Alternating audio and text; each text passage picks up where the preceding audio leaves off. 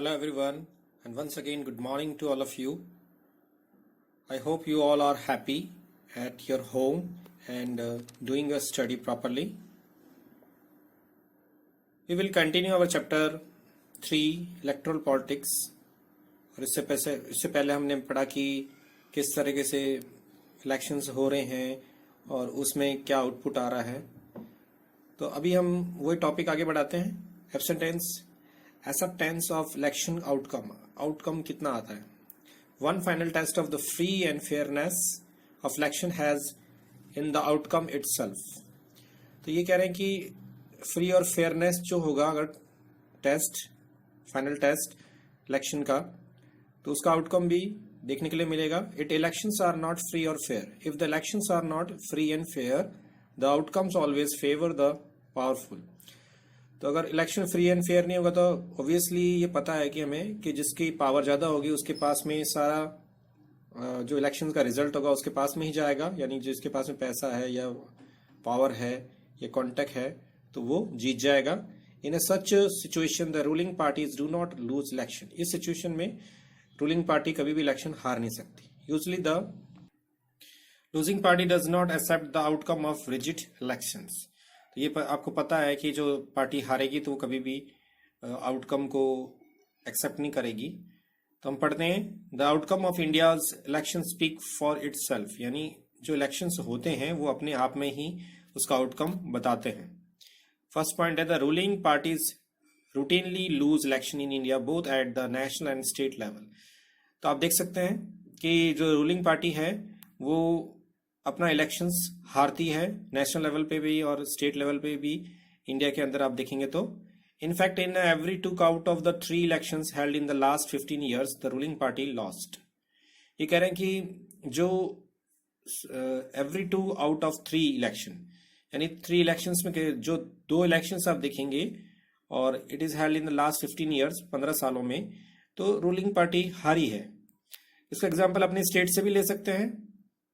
जैसे आप देख सकते हैं पिछली बार गवर्नमेंट किसकी थी, बीजेपी की थी अपने राजस्थान में, और उसके बाद में बीजेपी हार गई और कांग्रेस की बनी हुई है. देखते हैं नेक्स्ट इलेक्शन में क्या होता है. तो ये रेगुलरली होता ही है. सेंटर में चेंज नहीं हुआ. सेंटर में आप देख सकते हैं बीजेपी थी तो बीजेपी आई है. In the US an incumbent or sitting elected representative rarely loses an elections. In India, about half of the sitting MPs and MLAs lose elections. तो यहाँ पर कह रहे हैं यूएसओ में थोड़ा डिफरेंट है. इनकम्बेंटमेंट हम थोड़ा पढ़ते हैं, इसका मीनिंग क्या है.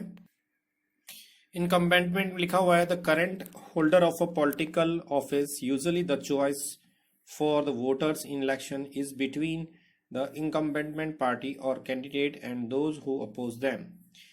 इसका मीनिंग ये हो गया कि current holder of political office, जिसने पॉलिटिकल ऑफिस में मतलब जिसका पोस्ट है current holder, usually the choice for the voters in election, और वो चॉइस होता है वोटर के लिए इलेक्शंस के अंदर between the incumbent party and candidate, यानी जो पार्टी है और कैंडिडेट के बीच में, and those who oppose them, और जो उसके खिलाफ होते हैं. तो ये एक चॉइस के बता रखा है. तो आप देख सकते हैं इलेक्शन अभी होने वाले हैं अमेरिका में, तो उनका चल रहा है. आप न्यूज़पेपर में रीड करते रहिए, आपको और अच्छी तरह समझ में आएगा. इन द यूएस एन इनकम्बेंटमेंट और sitting elected representative really losses an election. ठीक कह रहे हैं कि जो भी इनकम्बेंटमेंट है यानी पार्टी के जो कैंडिडेट हैं सिटिंग है elected representatively, really loses the election. Loses यानी ये हारते नहीं है. In India about half of the sitting MPs and MLAs loses election. लेकिन इंडिया में ऐसा होता है कि जो भी एमपीज एमएलएज हैं जरूरी नहीं वो हर साल जीते और डेफिनेटली वो हार भी जाते हैं कई बार. Candidate who are known to have spend a lot of money on buying votes and those with known criminal connections often lose election. Candidate who are known to have spend a lot of money यानी candidate जो ज्यादा पैसा खर्च कर सकते हैं, buying votes वो votes खरीद लेते हैं, and those with known criminal connection, और जो जिनका क्रिमिनल कनेक्शन होता है वो इलेक्शंस हार जाते हैं. Bearing very few disputed elections, और बहुत ही कम ऐसे जो वाद विवाद होते हैं इलेक्शंस में वो देखने के लिए मिलते हैं. The electoral outcomes are usually accepted as a people's verdict by the defeated party. और जो इलेक्टोरल आउटकम होता है यानी जो रिजल्ट निकलता है उसमें अपोजिशन पार्टी को ये मानना ही पड़ता है कि ये पब्लिक की इच्छा थी, यानी जनता की इच्छा थी, और इस वजह से वो हारे हैं। तो आप देख सकते हैं इलेक्शंस के टाइम में क्या होता है और रिजल्ट के टाइम में क्या होता है। रीड दिस कार्टून, इसमें लिखा हुआ है कि ये कहने की क्या जरूरत थी कि हमने अपने योग्य और जीतने वाले के रिश्तेदारों को ही टिकट दिया है। प्रेस कॉन्फ्रेंस, ये प्रेस कॉन्फ्रेंस में से आ रहे हैं लीडर्स और ये कह रहे हैं आपस में कि जैसे आमतौर पर हम देखते ही हैं कि जो पार्टी लीडर्स होते हैं या पार्टी हेड होता है वो टिकट उन्हीं को देते हैं जो जीत करके आ सकते हैं, कॉन्फिडेंट रहते हैं। और कभी कभी रिश्तेदारों में भी देख सकते हैं, मैं कमेंट नहीं कर रहा हूँ, लेकिन जैसे आपने देखा होगा कि जैसे अशोक गहलोत जी ने अपने बेटे को भी खड़ा किया था इलेक्शन के अंदर, तो ये ऐसा होता है इलेक्शन के। नीचे कैप्शन में देखते हैं हम, the leader is coming out of a press conference, what was the need to say that we have distributed tickets only amongst suitable and winnable family relations. Do you think that family politics is confined to only a few states or parties? ये कह रहे हैं leaders जब आ रहे थे conference से, press conference से, तो कह रहे थे कि क्या जरूरत थी कि ऐसा बोलना कि हमने टिकट बांटा है सिर्फ उन्हीं को जो जीत सकते हैं और जो सुटेबल हैं अपनी फैमिली रिलेशंस के अकॉर्डिंग। तो आप ये सोचते हैं कि क्या आप ये सोचते हैं कि फैमिली पॉलिटिक्स अच्छा होता है स्टेट्स और पार्टीज में? डेफिनेटली नहीं होना चाहिए। जो सुटेबल है और जो वाकई कैपेबल है उसी को आगे बढ़ाना चाहिए ताकि अच्छा रिजल्ट्स आ सके। Another important topic, challenges to free and fair elections. All this leads to a simple conclusion. ये जो चीजें हमने पढ़ी हैं इससे कंक्लूजन निकाल सकते हैं। Election in India are basically free and fair. Election जो इंडिया में होता है वो फ्री एंड फेयर होता है। The party that win an elections and forms government does so because people have choose it over its rival. The party that wins an elections, जो पार्टी जीतती है इलेक्शंस, फॉर्म गवर्नमेंट, जो form government बनाती है, does so, वो ऐसा करती है क्योंकि people have chosen it over its rival, यानी लोगों ने उसे जिताया है उसके अपोजिट पार्टी से। This may not be true for every constituency. ऐसा हर कंस्टिट्युएंसी के लिए सही नहीं होता। A few candidates may win purely on the basis of money power and unfair means. और कुछ कैंडिडेट ऐसे होते हैं जो पैसे की पावर से और मैन पावर से और गलत तरीके से जीतते हैं। But the overall verdict of general elections still reflect popular preference. तो ये कह रहे हैं कि जो अगर आप ओवरऑल देखें तो जो जनरल इलेक्शंस का जो रिजल्ट है वो ये रिफ्लेक्ट करता है कि ये पॉपुलर प्रेफरेंस है, यानी लोगों ने उसे पसंद किया है तभी उसे जिताया। There are very few exceptions to this rule in the last 50 years in our country. कुछ ही ऐसे एक्सेप्शंस हो सकते हैं जिनमें 50 ईयर्स में कंट्री के अंदर इस रूल के बारे में। This is what makes Indian election democratic. और इसी वजह से हमारा जो इलेक्शन है वो डेमोक्रेटिक कहलाता है इंडिया में। Yet the picture look different if we ask deeper question. यदि हम पिक्चर अलग दिखेगी हमें अगर हम कोई गहराई का क्वेश्चन पूछते हैं। Are people's prefer based on real knowledge. क्या लोग पसंद करते हैं सही जानकारी से? Are the voter getting a real choice. क्या वोटर को सही चॉइस मिलती है? Is elections really level playing field और फॉर एवरीवन। क्या इलेक्शंस लेवल प्लेइंग फील्ड है सबके लिए? Can an ordinary citizen hope to win elections. क्या कोई सामान्य से जनता जो है वो जीत सकती है, इलेक्शन के बारे में सोच सकती है? लेवल प्लेइंग फील्ड के बारे में देखिए क्या मीनिंग है इसका। Condition in which all parties and candidate contesting an elections have equal opportunities to appeal for votes to carry out elections campaign. ये कह रहे हैं कि ऐसी कंडीशंस जिसमें पार्टीज और कैंडिडेट इलेक्शंस करवाते हैं और एक बराबर अपॉर्चुनिटी देते हैं एक दूसरे को, वोटर्स को भी, जिससे इलेक्शन कैंपेन चल सके और वोटर से वो अपील करते हैं। तो ये लेवल प्लेइंग फील्ड है, यानी बराबर करने की है, सबके लिए बराबर होना चाहिए। Questions of this kind bring the many limitations. इस तरह के कुछ क्वेश्चन आते हैं जिनसे लिमिटेशंस बढ़ जाती हैं। Challenges of the Indian elections to our attention, कुछ चैलेंजेस हैं हमारे इंडियन इलेक्शंस के लिए, उस पर अटेंशन देना जरूरी है। Let's see the title electoral campaign, this cartoon was drawn in the Latin American context. Electoral campaign के बारे में बताया गया है, ये कार्टून बनाया गया है लैटिन अमेरिका के बारे में। Does this apply to Indians and to other democracy in the world, क्या ये अप्लाई कर सकते हैं इंडिया के ऊपर या अदर डेमोक्रेटिक कंट्री के ऊपर? तो यहाँ पर आप देख सकते हैं ये ऑलमोस्ट पोजीशन बता रखा है पैसे के हिसाब से कि जिसके पास ज़्यादा पैसा है वो फर्स्ट आ रहा है और जिसके पास कम पैसा है वो लास्ट आ रहा है।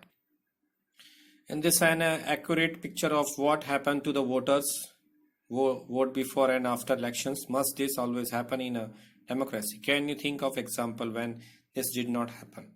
ये करें कि इस पिक्चर में आप देख सकते हैं कि क्या होता है वोटर के साथ में इलेक्शन से पहले और बाद में। तो ये बहुत रियल पिक्चर है, इसको देख सकते हैं कि जैसे इलेक्शन के टाइम में तो सभी लोग आपको बहुत अपील कर रहे हैं और आपको बहुत रिक्वेस्ट कर रहे हैं, लेकिन जैसे इलेक्शन हो जाता है देखिए कोई नहीं पूछ रहा, चुपचाप निकल गए सारे नेता। तो ऐसा रियली होता है। Candidate and parties with a lot of money may not be sure of their victory, but they do enjoy a big and unfair advantage over smaller parties and independent. ये करें कैंडिडेट जो parties होती हैं जिनके पास पैसा ज़्यादा होता है और वो विक्ट्री श्योर होती हैं विक्ट्री के लिए, लेकिन बट श्योर नहीं होती हैं, लेकिन वो बहुत ज़्यादा इंजॉय करती हैं और अनफेयर एडवांटेज लेती हैं स्मॉल पार्टीज और इंडिपेंडेंट पार्टीज के खिलाफ। In some parties of the country, candidates with criminal connections have been able to push others out of the electoral race and to secure a ticket from major parties. कुछ elections या कुछ countries में आप देख सकते हैं candidate जिनके पास में क्रिमिनल कनेक्शन होता है वो इलेक्टोरल रेस से बहुत सारे लोगों को बाहर निकाल देते हैं और अपने टिकट को श्योर कर लेते हैं। Some families tend to dominate political parties. Tickets are distributed to relatives from these families. कुछ पार्टीज ऐसी होती हैं जो अपने रिलेटिव्स को टिकट्स देती हैं और उनमें अपने फैमिली मेंबर्स भी हो सकते हैं। Every often elections offer little choice to ordinary citizen for both the major parties are quite. Her elections में आप देखते हैं कि जो चॉइस होती है वो ऑर्डिनरी सिटीजन्स के लिए लिमिटेड होती है, बहुत ही कम होती है। Similarly to each other both in policies and practice, क्योंकि दोनों ही लगभग एक जैसे लगते हैं, उनकी पॉलिसीज और प्रैक्टिस को भी देख सकते हैं तो सिमिलर लगेगा। Smaller parties and independence candidate suffer a huge disadvantage compare to bigger parties. छोटे छोटे जो पार्टीज होती हैं, इंडिपेंडेंट कैंडिडेट होते हैं, वो सफर करते हैं डिसएडवांटेज के बड़ी पार्टीज के खिलाफ। This challenges exist not just in India but also in many established democracies. ये चैलेंजेस सिर्फ इंडिया में नहीं है बल्कि जो जिन बड़ी बड़ी कंट्रीज हैं जिनमें डेमोक्रेसी उनमें भी ऐसा होता है। These deeper issues are a matter of concern for those who believe in democracy. तो ये जो इशू है ये मैटर ऑफ कंसर्न है, यानी हमें समझना चाहिए इसके बारे में जो डेमोक्रेसी में बिलीव करते हैं समझने के लिए। That is why citizen social activities and organisation have been demanding reforms in our electoral system. तो यही कारण है जो नागरिक हैं, जो एक्टिविस्ट हैं, सोशल एक्टिविटीज, ऑर्गेनाइजेशन, ये सब बार बार रिफॉर्म चाहते हैं इलेक्टोरल सिस्टम में। तो ये जो चैप्टर है हमारा आप 10th में भी पढ़ेंगे, reformers. Can you think of some reforms, क्या कोई रिफॉर्म्स आप जान सकते हैं? What can an ordinary citizen do to face these challenges. इन सारे जो चैलेंजेस हैं इनको फेस करने के लिए ऑर्डिनरी सिटीजन क्या कर सकता है, तो ये आपको देखना है। Here are some facts on Indian elections. Comments on each of these to see whether they reflect the strength or the weakness of our electoral system. तो ये कह रहे हैं कि हम यहाँ पर कुछ फैक्ट्स देखते हैं इंडियन इलेक्शंस के बारे में और कमेंट करना है हमें कि ये हमारी स्ट्रेंथ को बताते हैं या वीकनेस को बताते हैं। तो पहला देखिए, the Lok Sabha has had less than 10% womens member till 2009। तो ये वीकनेस है क्योंकि वुमेन्स नहीं आ पा रही हैं, 10% से भी कम आ रही हैं। The election commission often refuses to accept the government advice about when the elections should be held. Election commission refuse कर देता है गवर्नमेंट के एडवाइसेस को जब इलेक्शंस हो रहे होते हैं, तो ये उसकी पावर के अंदर आता है, तो ये सही है, उसकी स्ट्रेंथ ही बताता है। The 14th Lok Sabha has more than 145 members, those assets are more than ₹1 crore. तो ये कह रहे हैं जो 14th लोकसभा इलेक्शन हुआ था उसमें से 145 मेंबर्स ऐसे हैं जिनके पास में 1 करोड़ से भी ज्यादा पैसे हैं। तो ये जो लिमिट्स के बारे में बात करी थी, तो ये थोड़ा सा वीकनेस बता रहा है after losing an election the chief minister said I respect the people's verdict. तो ये तो रिस्पेक्ट वाली बात है कि हारने के बाद में चीफ मिनिस्टर पब्लिक की जो इच्छा होती है यानी जो रिजल्ट मिला होता है उसे एक्सेप्ट करता है। तो ये उसकी पावर ही बताता है। See some questions. How can we say that in India all voters are equal? Give any three provision बताने हैं कि हम कैसे कह सकते हैं कि सारे वोटर्स एक बराबर हैं। तो ये पहला है यूनिवर्सल राइट फ्रांसिस, ये पढ़ा था हमने पहले भी। तो 18 ईयर्स के जितने भी लोग होते हैं वो वोटिंग के लिए एलिजिबल होते हैं। और in India is a democratic country, every individual who has attained 18 years of age has the right to vote. Everyone has one vote and each vote has equal value. सबके एक ही vote होते हैं और सबकी value एक ही होती है। No one can be denied the right to vote without any good reason. किसी को भी मना नहीं कर सकते, कोई अच्छा रीजन नहीं हो तो अपने पास में। Every citizen has the right to vote and regardless of this his or her caste, religion or gender. As a result, government get the name of all eligible voters in the form of voter list. सभी को voter list में नाम होता है जो भी 18 years के हो जाते हैं। India has the provision that every should be get an equal opportunity to choose their representative. India में प्रोविजन है कि सभी को बराबर चांस मिले अपने रिप्रेजेंटेटिव को चॉइस करने का। नेक्स्ट है difference citizens differ from one another is many ways but all of them deserve to have an equal say in decision that affect them. Different citizen different from one another is many ways, यानी कह रहे हैं सब citizen अलग अलग होते हैं, उनके विचार भी अलग अलग होते हैं। और but all of them deserve to have an equal say, लेकिन सभी लोग डिजर्व करते हैं कि किसी एक बात को या एक डिसीजन को अफेक्ट करें। Our constitutions require that each constitution should have रफली equal population living with it. हमारा कॉन्स्टिट्यूशन इस तरह से सेट किया गया है कि हर कॉन्स्टिट्यूंसी से रफली सभी लोग को इक्वल पॉपुलेशन के हिसाब से बांटा जाए। So guys, I am going to wind up this video. I hope you all are happy at your home and I pray to God that God help you and give you wisdom to do your study properly and do exercise regularly, take healthy diet. God bless you and bye.